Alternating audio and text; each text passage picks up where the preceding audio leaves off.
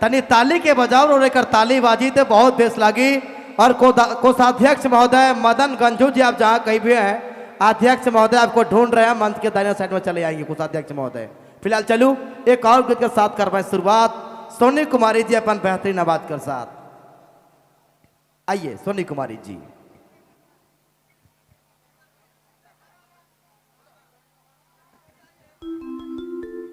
Hello,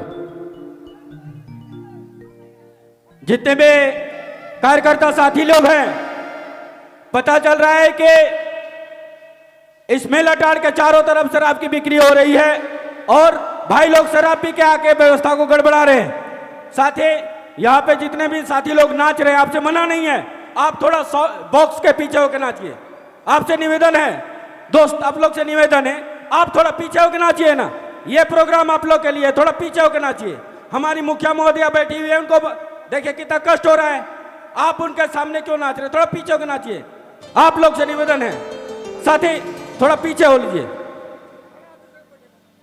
और जो भी खड़ा है पीछे हो जाए, थोड़ा बैठ लीजिए आप लोग, नहीं तो हमारा वोटियन जाएगा। आप लोग बोलिएगा कि मेला देखने गए थे फिर मारपीट हो गया।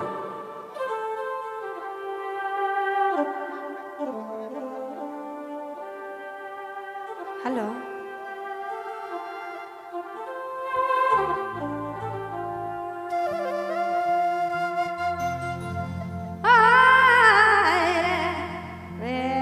दैया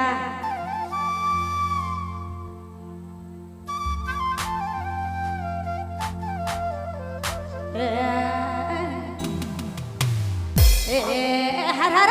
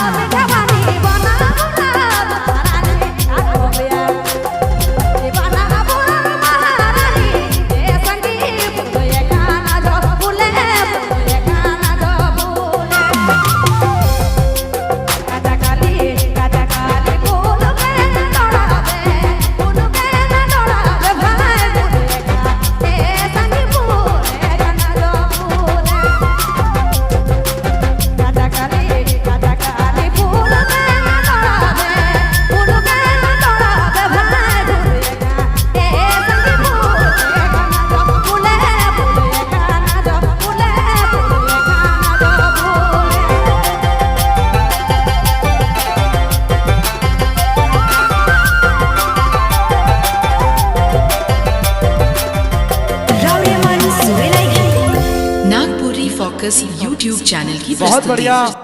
चलो कर ला शुरुआत सोनी कुमारी जी हमरे कर झारखंडी परंपरा और संस्कृति राग और रागनी पर माई कर भाषा अपन परंपरा वाला गीत के सुनती हमरे एक और गाना करवाए शामिल सोनी कुमारी जी उनकर बाद